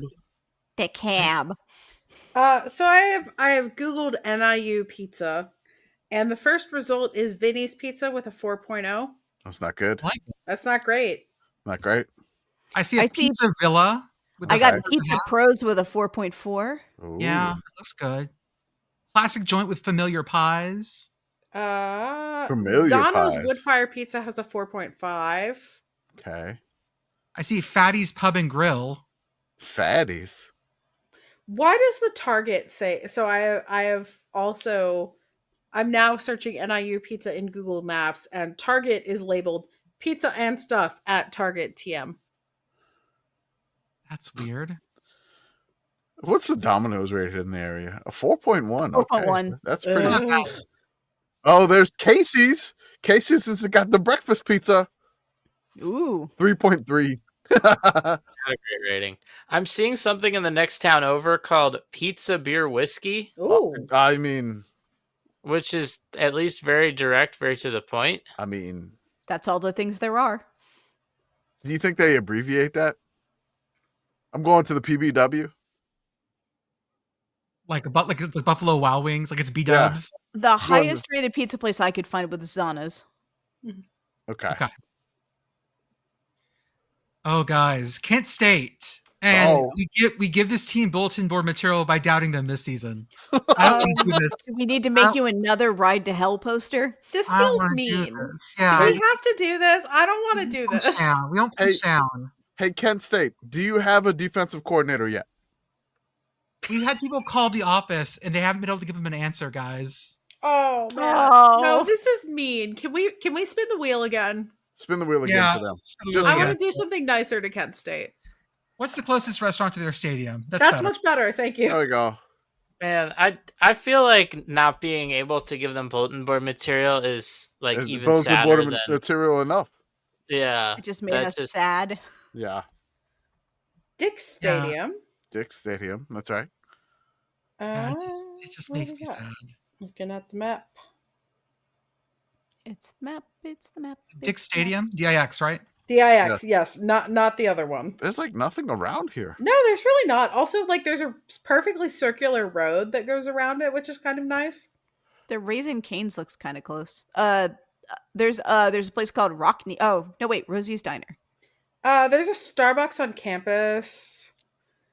There's nothing nearby. I like Rosie's Diner, and it looks like it has funnel cake fries. There's a Thai place. Something called Mike's Place too. Henry Warner's is a German restaurant. I feel like Rosie's might be closest, but man, it's really out there. Man, it's like there's nothing. Like you go past Dick's Stadium, it's like there's a lake. Global Grub Dessert Shop. There's no food on like Summit Street here. What is going on? Starve. Yeah. Yeah, but no food, and it appears that there's not really food on Powder Mill Road either. On 261, they got Mike's Place. 261 and 43, you got restaurants, but I don't. Water Street or whatever. The Battleground Mexican Kitchen. Oh yeah, there's a Bob Evans. There's a Dunkin'. There's a beer distributor. It's like everything is on the west side of campus. Like if you want anything on the east side of Kent State University, you get nothing. You get nothing. Don't go east of Kent State. There's nothing. Okay. You should go north of Kent State though, because apparently you can buy an alpaca. Ooh. Oh really? Yeah. Dynasty There's a bowling alpacas. lane too. What is it called? Dynasty Alpacas. It's north of Breakneck Creek. Dynasty. I'm gonna buy an alpaca. Okay, we need to find. It's Bowling Green up next. We need to find their motto. Oh, and predict their record based off their motto. Okay, this has never gone well for any school. No, it has. Well, apparently somebody from East Tennessee State University said their motto used to be different. And then they just changed it to graduation starts today. Yeah, don't do that. Bowling Green's motto is "Truth shall overcome." Okay, let's hope. Where are you finding that? Because I'm having trouble seeing this. So this is. Oh no, it lied. Fuck. Okay. So the AI overview in Google cited Wikipedia, but it's citing Wikipedia for Georgia State because it can't fucking read. It's so fucking stupid. Though it's, for me, it says a public university for the public good. I hate the AI thing. Okay, so it is a public university for public good. I looked into the website. Okay. You know what? I like that. That's fine. That's noble. Yeah, that's fine. That's fine. That's an 8-4. That's an 8-4 motto. They're going to a bowl game again. That's what they're doing. They're going to a bowl game again. And hopefully they win the bowl game this year. Ball State. And what type of car would this team's mascot drive? Ball State has a toothy bird, right? Yep. Yes. Teeth bird. Oh, it's a real toothy bird.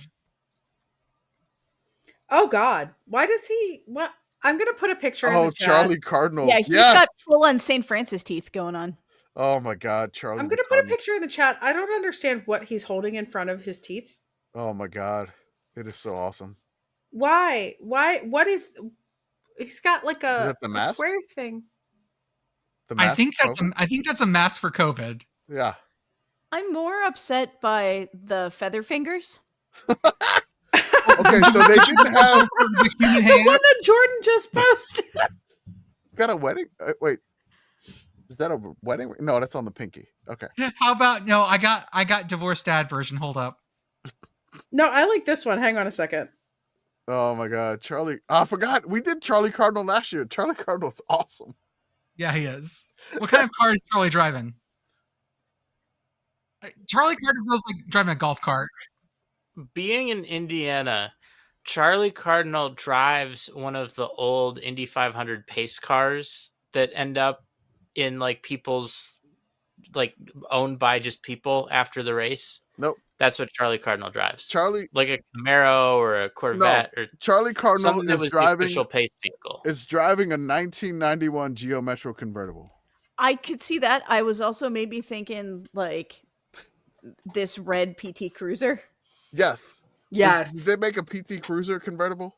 They did. Yeah. Okay. Did. Oh, they did. I feel like PT Cruiser is kind of cheating because we could say PT Cruiser for every mascot. Rock would And not it be would caught feel dead right. in a PT Cruiser. What about the 1989 Mercury Capri convertible? It's Better. got to be a convertible to show off those teeth. Yeah. Also, I don't think his head can fit in there. No, Head is far too pointy. I still remember somebody in my high school was driving like one of these Mercury Capri like convertibles, and just nonstop. They're just like, "Oh, I got a convertible." And I was like, "This thing sucks, man. It's so awful." Next up is Akron, and what's the best named bowl game they've ever played in? Well, they played in 3. They played in the Rubber Bowl. I mean, like their actual stadium. They've played in 3 actual bowl games. There was the Motor City Bowl, the famous Idaho Potato Bowl, and the Boca Raton Bowl. Don't they have a Grantland Bowl? They do. Wikipedia also cites the 1968 Grantland Rice Bowl. Oh, then it's the Grantland Rice Bowl. Correct. I'm gonna give it to the Rubber Bowl. I mean, I that's mean, our we home do stadium. also love the famous Idaho Potato Bowl, the We do only love bowl that game with too. recipes. Mm-hmm. The only bowl game with chives in its logo.